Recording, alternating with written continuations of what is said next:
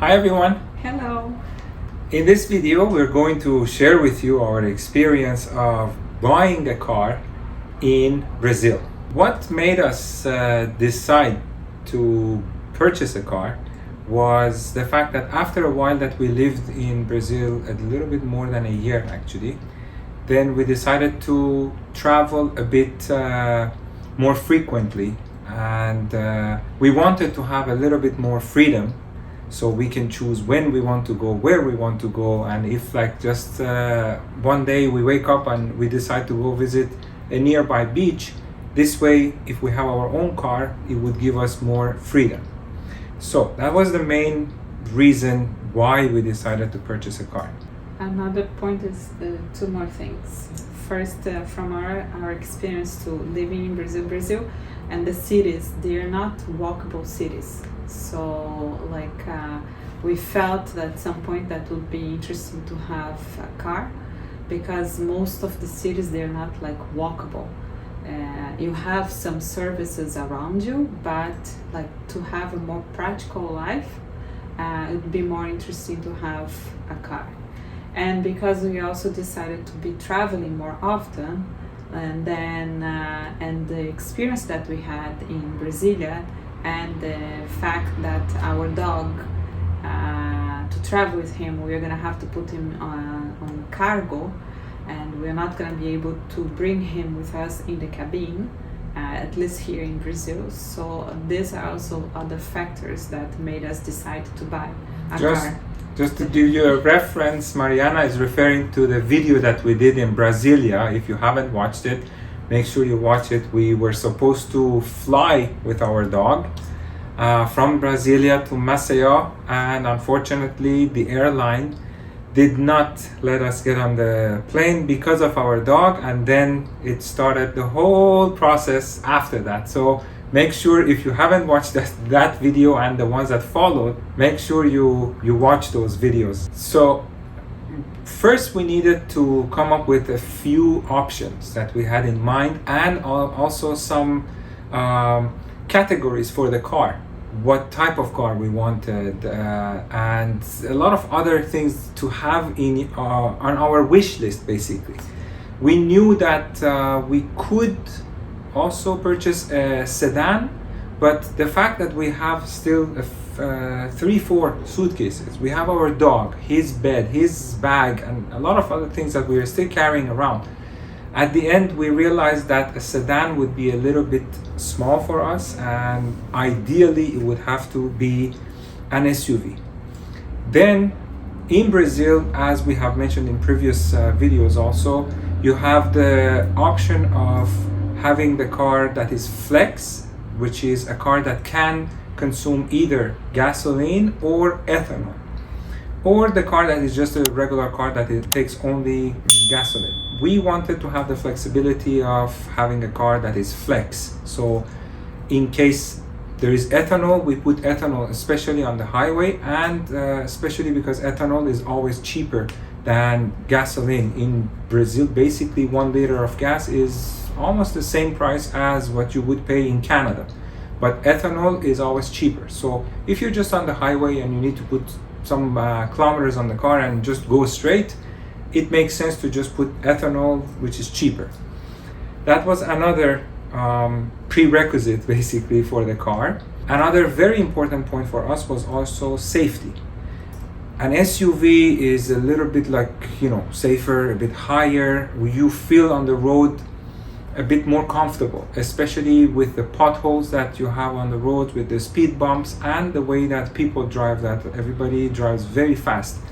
So just to avoid accidents, or even if anything happens, to be safer, we said, okay, we're gonna go with an SUV.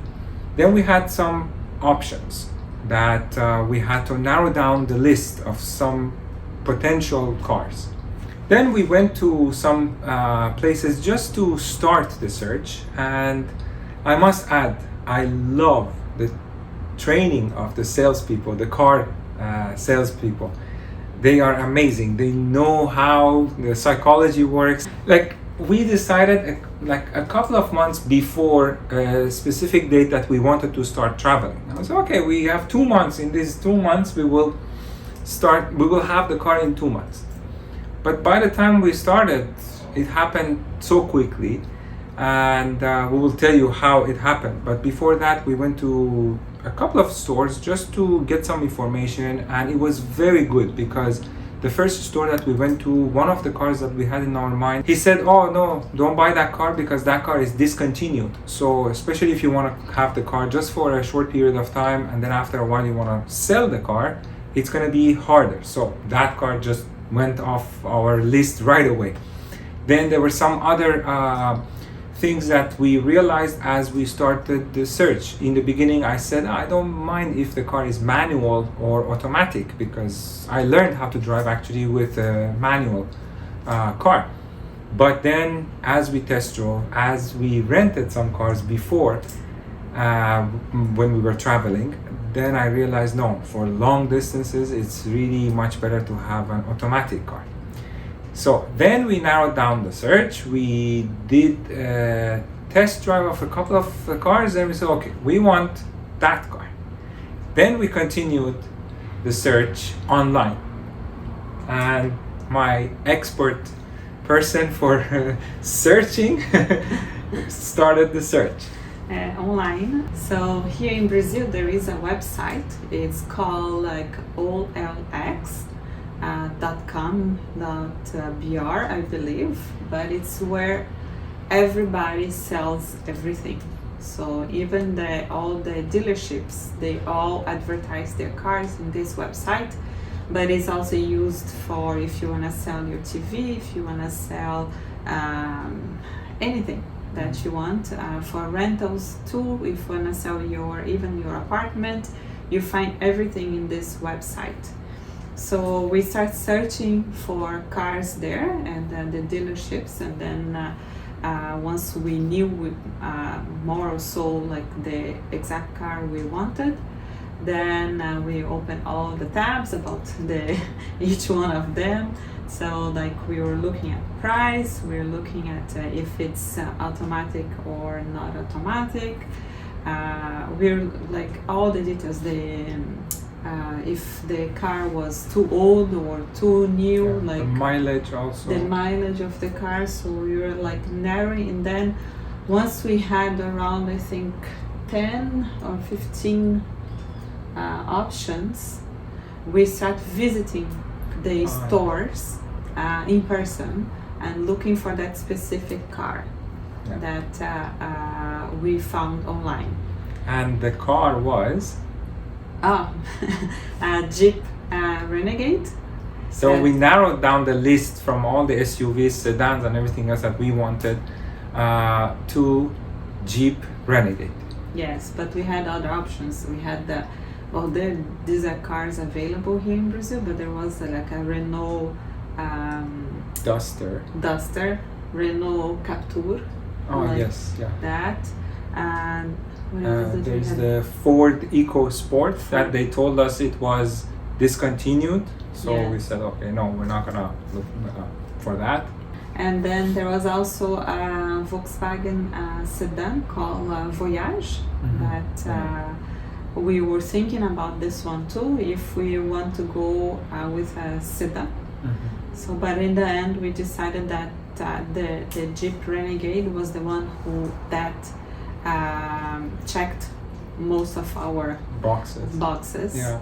Another thing is in Brazil, because insurance is expensive and also it's not mandatory, by the way. A lot of people don't even have insurance, but we wanted to have insurance just to be sure. And gas is expensive, as I mentioned. A lot of people have very small cars, like not even sedans. The hatchbacks are very, very common here. On the other hand, I talked about security on the road, but also safety and security in terms of theft as well. We didn't want the car to be something too fancy, or either at the same time that is not too old and it's also in a very good shape. And here, like luxury cars and other cars, they do exist of course, but they're very expensive. And then there is a an annual tax that you have to pay also, that it goes with the price and the model of the car. It's very expensive. We will talk about that tax too, for sure, at the end. But so we considered all of these factors and we narrowed down the search to a Jeep Renegade because it's an SUV in case you want to go to a beach or a road that is not a very like ideal road in a perfect condition. With a Jeep, it's easier to go. It's safer, it has more space for our stuff. So we said, okay, that's Jeep Renegade. Those tabs that Mariana mentioned on our computers that were open from the search, they were all Jeeps. The first one that we test drove, the car was really in a horrible shape. Like you could see the transmission, the engine, everything was really at the end of its life. But we learned that there are different models of Jeep Renegade also. The simplest one, which is also a cheaper one, is Jeep Renegade Sport. Then the next package is Jeep Renegade Longitude. And the third one is Jeep Renegade Limited, which is the highest package. When we test drove that car, it was a Longitude, and we felt that no, inside it was nice. It has, with the package of Longitude, you have GPS, you have rear camera, you have sensors on the bumper in the back, so for parking, especially on SUV, it's much easier. And even the knobs for the temperature control for AC and all of that, it's nicer. It's digital, it shows the temperature. You have actually dual controlled temperature, so if Mariana is cold, she can put the temperature on her side a bit higher, and vice versa. So we said, okay, then we even narrowed the search even more after that car. We didn't buy that car, but we knew that now, okay, it's Jeep Renegade Longitude. And we continued. Yes, we continued then, and it's worth mentioning also that besides the website, another thing that you can do also is searching maybe in the city that you are, because there it's very common to have like huge places where they have like maybe 10, 15, 20 different stores of used cars. So that you go and then sometimes there are 500 cars parked, like it's from different stores, but they are all concentrated like in one spot and usually in one neighborhood of the city. So when you're searching for this, like you're searching for a car, you know that you have to go to that neighborhood because there are this huge option of stores. If you want to actually go and visit like in person without doing any search online, there is this option too, that you don't need to just search online. But we tried both, and then we saw that it's better if we actually see everything that they have online, narrow down to specifically what we want, and then once we have them like sorted out, we start visiting them, the stores, specific stores, to see the specific car that they had available. Yeah, then besides the website and these neighborhoods that Mariana mentioned, the neighborhoods, it was a tip that we got from one of our neighbors where we were staying, and he told us, there's that neighborhood, you go, there's a lot of private dealers, they have so many cars. And he also told us that he knew a good mechanic very close to where we were staying. So he said, I trust him. Once you choose the car, make sure that you can also bring the car to the mechanic so he can also have a look at it, because it might look like a good car, but a mechanic will look at it from a different eye. So make sure that you do that too. And I would say almost every dealer that we talked to when we were searching, they're all okay that you take the car to your own mechanic and your mechanic checks the car too. That's completely normal. If somebody tells you that no, they're not okay with it, then probably there's something really wrong with the car. So don't even bother with that car. So that was another thing I wanted to mention. So we visit many stores, many cars, and then I think on the third or fourth day of visiting, we found the car, like it seemed to initially. Actually we went to see one of the cars. Another thing about the website is that they have listed the car, but then you go to the store, oh no, it's sold, oh it's not there. I don't know if it's a trick that they want you to go to the store and then they sell you something else, or the website is maybe delayed, but it happened like 3-4 times. Yeah, 3-4 times. As we drove, we went to the store and the car was not there. Yes. This is what happened. And then that store that we went and they didn't have the car, there was another store right across the street. And I told Mariana, they have a Jeep also. She said, yeah, but that one, the price was a bit higher than our budget. So I didn't want to go and see. I was like, well, let's just see if it is actually a Longitude, because it is a Renegade, but I cannot see them off.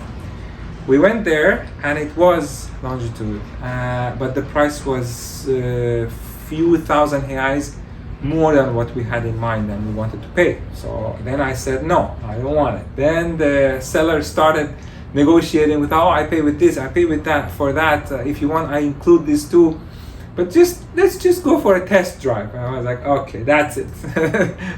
That's it. And we did the test drive. It completely felt different than the other one that we had driven before, no? Like you could see 2 days before, something like that. Yeah. You could feel it. Even you as a passenger, Yeah. you could feel the car was much smoother. The transmission, you wouldn't feel like there is like a glitch or there's like a shock every time that it shifts the gear. And so we said, okay, it is fine, but the price. Then he said, okay, I'm gonna include this, I'm gonna include that, I'm gonna pay for all the papers when you want to transfer the car, the ownership of the car. I cover all of that. Then we talked and we said, okay, well, let's see. We will take it to our mechanic. If he also says it's good, then we will try to negotiate a little bit more also to just bring the price down even a bit closer to our budget that we had in mind. Then we took the car to the mechanic. He did an inspection. Then there was some work to be done and things to be changed. Like tires, the two tires need to be changed. 2 tires were a bit old, and things that he said we need to change. There was nothing major. He said, look, the engine, transmission, everything is fine. Brakes, they were all new. All the brake pads, they were brand new. There was a little sensor for I don't know if it was for the tire pressure or for brakes, that it was just a sensor. That too, the seller said, look, I changed it for you. This one is nothing, I know a place and I will do that. He did an alignment too, I think, before we even took it to the mechanic. And some parts for just some pieces that would connect to the wheels. I don't know if it is the suspension or some other part of the car exactly. I don't know, because they were all discussing all of this in Portuguese, and so it was the vocabulary that I did not have, so I had to just guess, but by looking at it I knew what it is. So how much was the estimate of all of this that he said we would need to 1,000 reais, like 1,000, not including the tires, of course, but 1,000 reais. Yeah, so roughly what needed to be done was around 1,000 reais. So we tried to negotiate a bit with him, with the seller, on our way back to his store, and he said, okay, fine. Then I said, okay, but I need you to do something else for me today. I said, oh my God, what now? So I want the windows also to be tinted, because here in Brazil the sun is very strong, and I knew that we were going to use the car for traveling long distance, and on the road the sun is really strong. So we asked him to also make the windows and the glass in the back of the car also much darker for us, and he said he's gonna do it and he would pay for it, and he did. Then it took him a few days to finalize everything, because also the organization or the government office responsible for doing all the registration of the car and doing all the paperwork, they were on a strike apparently, no? Yeah, it's like a semi-strike. They were working, but like half a day. So all the work gets cut in half. So it takes something that was supposed to take 1 day, takes 2 days. So when we decided that yes, we are buying this car, so then they have to start the paperwork of transferring the ownership from the store to us.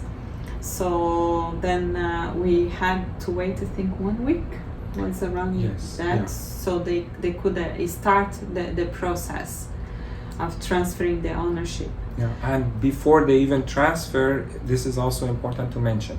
When we went to even see the car for the first time, he had an inspection report that was done at the time that he had bought the car from the previous owner. That shows that nothing has been modified. Like sometimes they take one piece, the chassis of one car, they take the engine from another one and they put it together, and the VIN number it doesn't match and all of that. No, all of this he gave us already a report that was done at the time that he purchased the car. Then this time that we were buying the car from him, he had to do the same thing. And this is another step of the paperwork that also took a while, because he had to do this inspection also before he could transfer the ownership to us. And also, you as a buyer, you also can do the search for the car online. So there is, even in this website where we are looking for the cars, OLX, you have links to other websites where you can do the search yourself to see if the car has had any accident, if it was stolen at some point, if there was anything that happened to that car. You can also do this search yourself.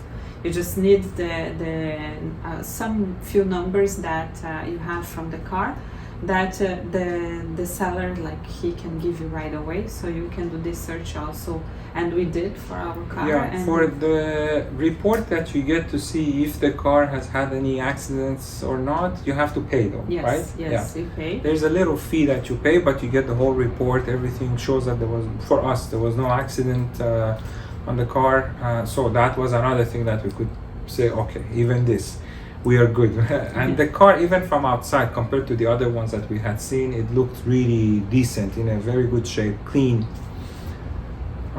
So we were happy. Also on the same website, OLX, there is even some options if you want to finance the car. Let's say if you want to put some cash down and then the rest you want to finance it. That also, based on your credit, I think you have to enter your tax number, if I'm not mistaken. Then it will give you a simulation based on your credit score, based on your credit history. It will tell you what kind of interest rate you could get, what they can offer you, and how much it would cost. I believe you would have the option to finance with the sellers themselves. So these private dealers, they all have that option too. That was not the case for us. We just wanted to buy the car and move on and not have any car payment after that. So once we got all the paperwork, then what happened?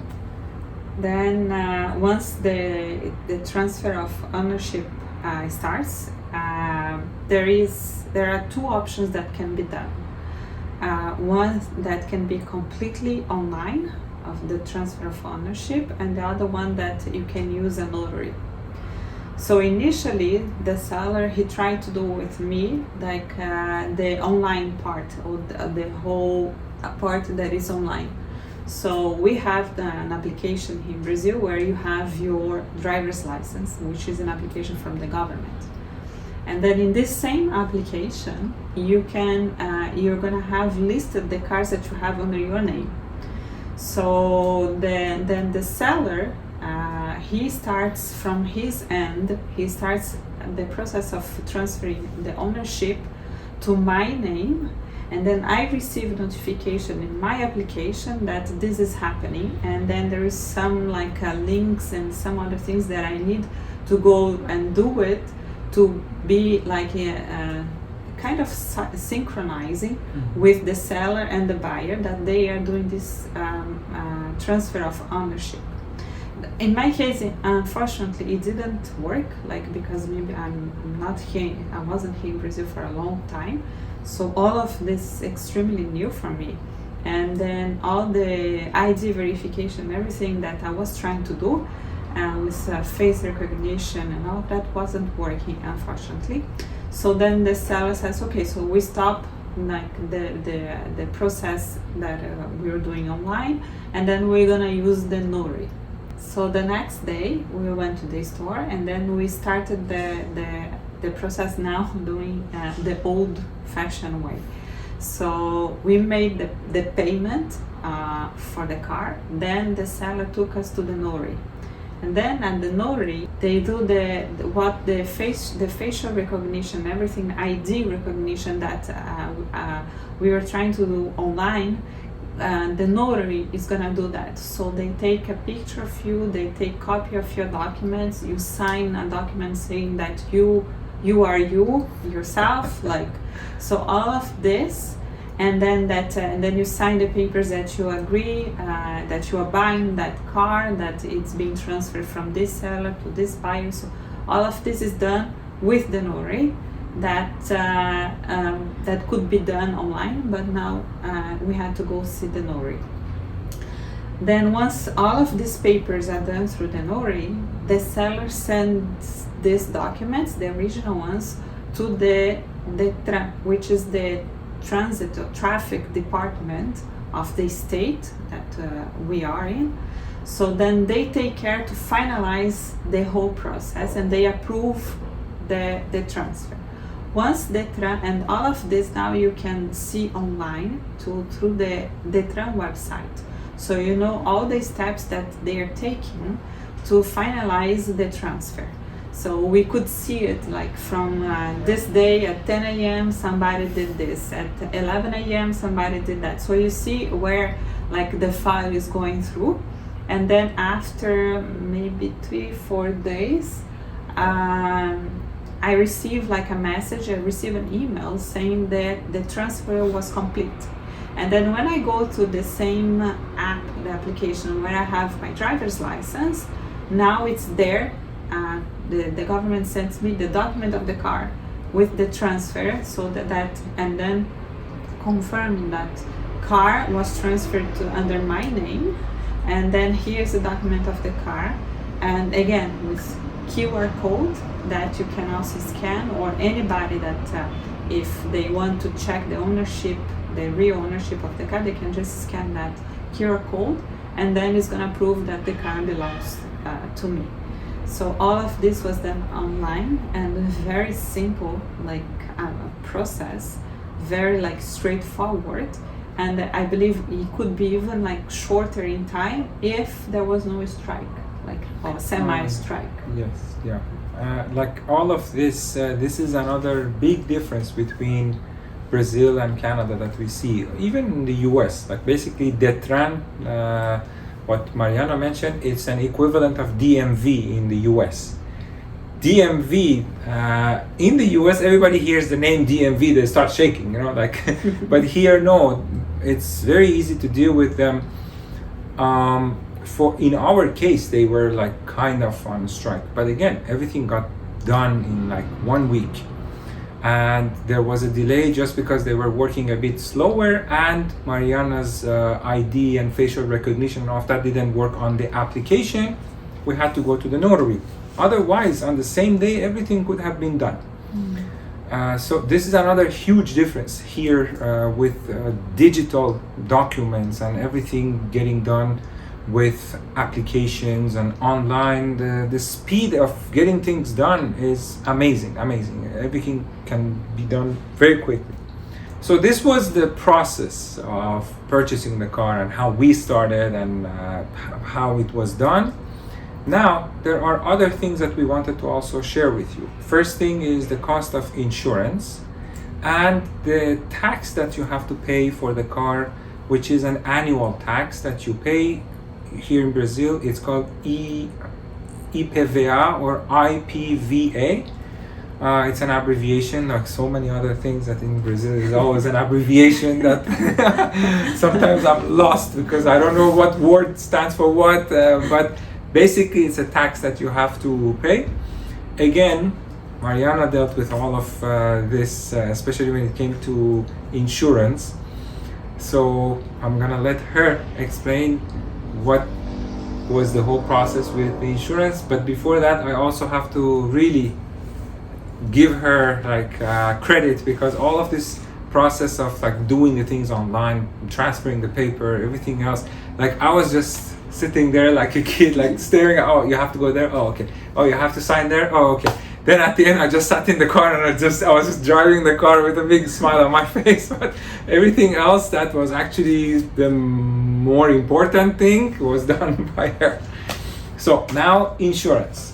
So the insurance, we got a referral from our friend. Oh yeah, the same friend that referred us to the mechanic. To the mechanic, so that and then again in Brazil through WhatsApp. So he just gave me his contact information for the insurance person, and then actually that insurance person starts actually sending message to me right away. So then we negotiate. He asked me a lot of questions about the car, about myself, who's going to be driving the car, and then he quoted what coverage we want, what coverage there is, sorry to interrupt you, but there is another thing that is very important also and interesting in Brazil is the fact that you don't buy roadside assistance separately from another company. Here, with your insurance company, you also have roadside assistance. Like the same company that insures your car, if your car breaks down on the side of the road, also you call your insurance and they send a tow truck and they will take your car to a mechanic or a repair center that is actually affiliated with them. That for me also was something new. I was like, what? Roadside assistance? You don't buy it separately? It's included in the price of the insurance that you pay on the car. So after negotiating everything, then he sends a quotation from different insurance companies. So then from that we chose the cheapest one, and then from that from this one, then we narrowed down and then we chose exactly what we want to be insured, because they include everything, and then everything at the maximum. So in the end, we were able to get R$1,000 discount. Discount, or by removing some coverage that, in my experience, even in Canada, you don't really need that much coverage. So we decreased that, and this brought down the price, by almost R$1,000. Yes. So then once we got what we wanted, then he sends us a link through WhatsApp. Again, all of this was being done through WhatsApp. I think we just talked once by the phone. He called me because he needed more details from Bahia, because he's foreigner, and his driver's license also it shows that he's a foreigner. So he needed more details on that. But again, everything else was done through WhatsApp only. Then he sends us links where we are gonna put the payment information. You can choose to pay in 4 installments the insurance, and then you cover for 12 months. That was the insurance. Yeah. Then what is the name of our insurance? I don't remember. HDI. HDI is the name of the company that we are insured with. Once again, the systems and the digital, how can I say, the applications and the digital world of Brazil is amazing. The insurance company itself also has an app that you can put on your cell phone. You have all the contact information, 24-hour roadside assistance. There is a WhatsApp number that at any time of the day through the app you can talk to somebody from the insurance company that they can guide you if you're stuck on the side of the road, if you need any kind of assistance, or if you have any question even about your policy. A copy of your policy, your documents, everything is on your app with your policy number and the account that you create, which is another thing that is really interesting for me. To have everything, even the insurance company has an app that you can find everything there. So that was really interesting also, and a very good experience so far. Like, very happy with the insurance. We don't have any incidents, but the whole experience of dealing with the insurance broker was very pleasant, no? Yes. Last thing we wanted to talk to you about is the IPVA or IPVA tax, that even I didn't have that much information about that. Now I know it's an annual tax that we have to pay on the car. And how does it work, the IPVA? It's like you start from the middle of the year and then you pay monthly. It depends on the plate. Okay. The last digit of the plate. Mm-hmm. Like the ones that it's divided, like you have 6 months to pay Mm-hmm. the tax, and it starts like in January. The cars that end, the plate ends with 1, 0, 1, and 2, they start paying and they have until June to pay the whole thing if they want to pay installments. Mm-hmm. Then in February is like 3 and 4 and so on until May and June. So then people start paying May, they're gonna end the payments end of the year. So that's how it works. The amount is always calculated by the price of the car according to FIPE. How can I say that? FIPE is basically an estimate of the value of the car, depending on the mileage that you have, depending on the year that the car was made and everything else. Even that website that we mentioned, OLX or OLX, every car that you look at, it has also a barometer, and it says, okay, according to FIPE, is FIPE?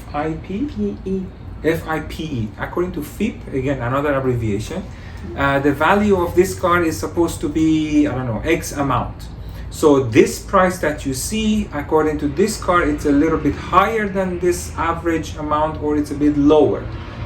It's not for that car specific. I believe they take an average of all the other cars with the same mileage and same year of manufacture, and they give you an average. So at least you can have an idea. But if a car was like upgraded, if the car has lower mileage than an average car, of course it can be a little bit higher than this amount, or if it has much higher mileage, it can go lower. But this average, they also use it for IPVA, for the tax also calculation. Okay, so this it's a percentage of the value of the car. It can go from 1% to 3%. In Natal or Rio Grande do Norte, that is the state, it is 2%. And but if you are in São Paulo and buy a car in São Paulo, is 3%.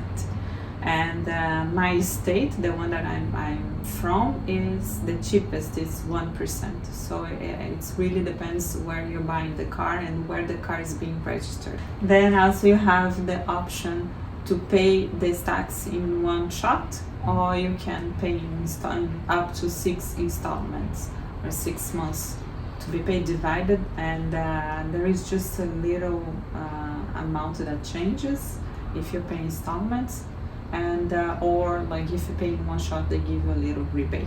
Yeah, like I think in one shot is like around like 50 or 100 reais less that you pay. But if you pay in installments, it's a bit more expensive, but it's divided in 6 months. So for people who cannot make the payment in one shot, it's really good for them to pay in 6 months.